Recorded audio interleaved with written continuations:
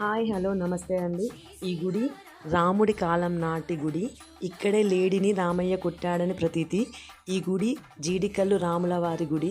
ఇక్కడ రాములవారు గుండం లోపల అంటే బావిలో వెలిశారు. ఇక్కడ రామగుండం, జీడిగుండం, పాలగుండం 3 గుండాలు ఉన్నాయి.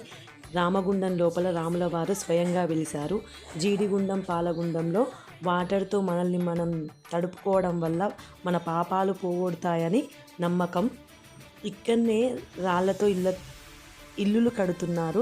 అలా మనం ఎన్ని అంతస్తులు కడితే బయట కూడా అన్ని అంతస్తులు కడతామని నమ్మకం. సో మా వాళ్ళు ఏదో ట్రై చేస్తున్నారు కట్టడానికి. భద్రాచలంలో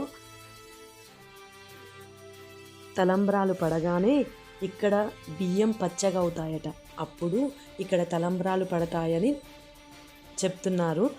భద్రాచలంలో తలంబ్రాలు పడ్డాక ఇక్కడ తప్పకుండా వర్షం వస్తుందంట. దానిని బండకడుగుడు వర్షం అంటారట. భలే విచిత్రంగా ఉంది కదా. ఒక్కొక్క విషయం వింటూ ఉంటే జీడికల్లు గురించి చాలా బాగా అనిపిస్తుంది. ట్రస్ట్ మీ, ఒక్కసారి వెళ్ళి చూడండి, మీకు అలానే అనిపిస్తుంది.